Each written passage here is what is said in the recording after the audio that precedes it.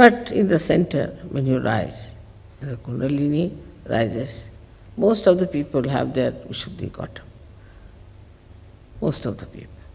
So they have to either see that they are not guilty, or they have to see that there is no shouting, nothing, they are not aggressive in their shouts, and plus they have to see that they are completely in balance with themselves. So they are in the central path by which they become sweet, kind and nice. So for us it is important to understand that our Vishuddhi is to be kept clear. First of all, we must have a beautiful heart, a very clean heart, and find out what's wrong with you. Get it corrected, which can be done by anyone, and see that you just have a full idea about yourself, about your Vishuddhi. That's only possible, only again it's a vicious circle, if you have a good Vishuddhi. If you don't have a good Vishuddhi, you can never see yourself, because at the Vishuddhi point only you become the witness. You are just a witness when you are at a Vishuddhi point. So you have to be at the Vishuddhi a witness. If you have achieved the witness nature, then you can see in your Vishuddhi what's wrong with you, what's wrong with your problems, with your atmosphere, everything, and you will end up here only, thinking, oh, this is the one that is wrong. Collectivity doesn't mean that we all should be stuck together with some glue or something, or we all become like Gibraltar, rock of Gibraltar. No, it doesn't mean that. It means wherever you are connected. That is collectivity. But if you are not connected and you are just glued together, it's very inconvenient to live under such circumstances. I think people don't even understand the meaning of collectivity. Where there's not the other, ananya, where there's not the other, there's no other personality. These personalities are separated from you because of left and right, or could be both. But you are yourself fully when you are absolutely detached and your Kundalini is dancing. You are alone and never alone.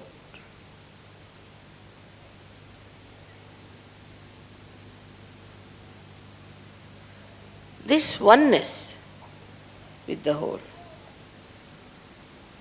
gives you all the security that you want, all the joy you want. And that's why Kundalini awakening means collectivity. Unless and until you want pure collectivity in your being, Kundalini won't rise.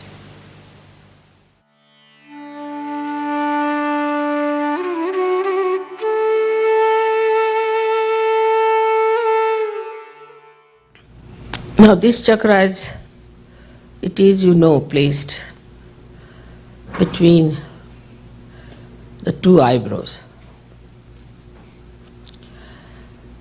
Now two eyes represent the left and the right side.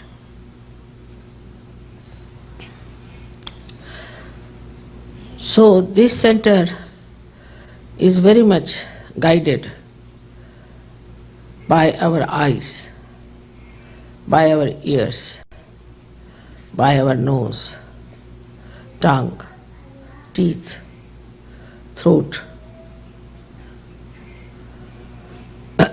Is a very important center because the Vishuddhi, which has to look after 16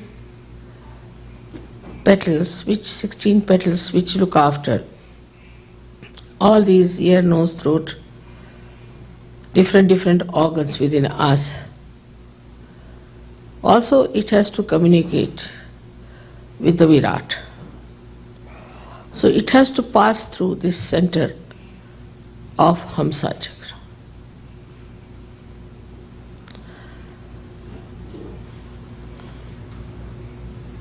Hamsa Chakra is the very pivotal center which expresses auspiciousness in our awareness. That means if this center is alert and awakened, then we immediately know what is auspicious and what is not auspicious. Or we can call it, we get the divine discretion. I think it is a part of the genetics that people have discretion between good and bad, destructive and constructive.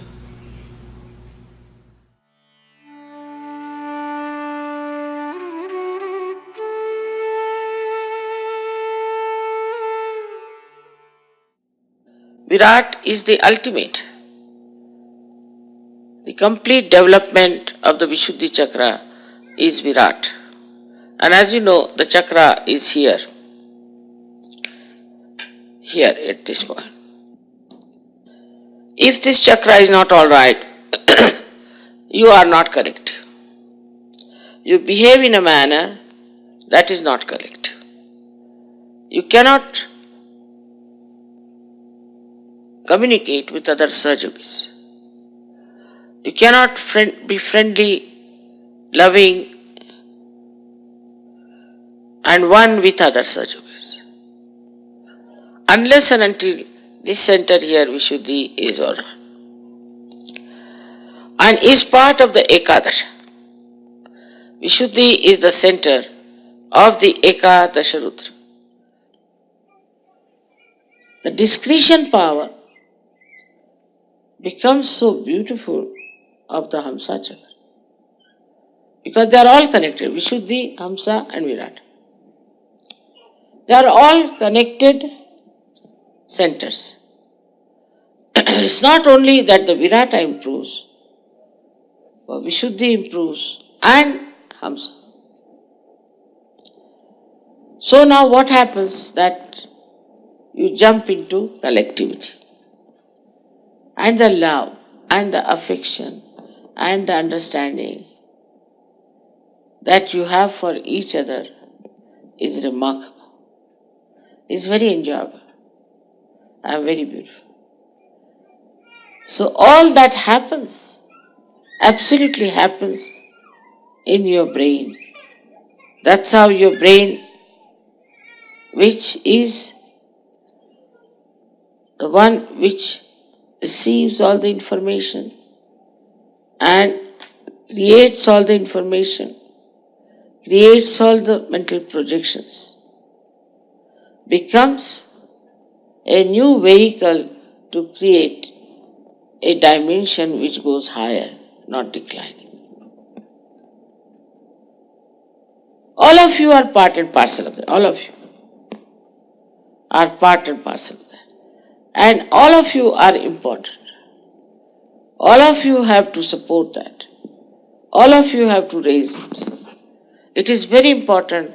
You all should understand your own responsibility. And after Sahaja Yoga, after enlightenment, all the subtleties of the brain and the knowledge starts manifesting and expressing itself. But the greatest thing that happens, that integration takes place in your brain.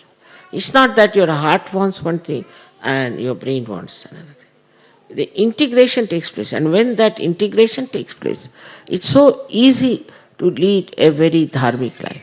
Even without thinking about it, without reading about it, you just become dharmic. You are not to be told that you have to be dharmic. Innately, you become dharmic because your brain, which normally is used for rationality, for justifying all that is wrong, becomes dharmic. becomes divine. So this is what one has to realize, that after realization, a person gets ideas which are always constructive. And if they are not, then you are not yet a Sahaja Yogi. Constructive and dharmic. That is very, very important for us to understand where is our mind going. Is it contradicting? It is telling something else than what it is.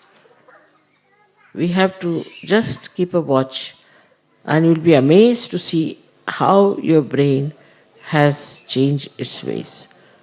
The upside brain has become normal. This you can get very easily. If you just meditate every day and see for yourself how the expression of your Sahasrara is penetrating into your being and is acting in your life, then all the powers of Sahaja Yogi will be manifested, and you don't have to anymore doubt yourself, and others will never doubt. May God bless you.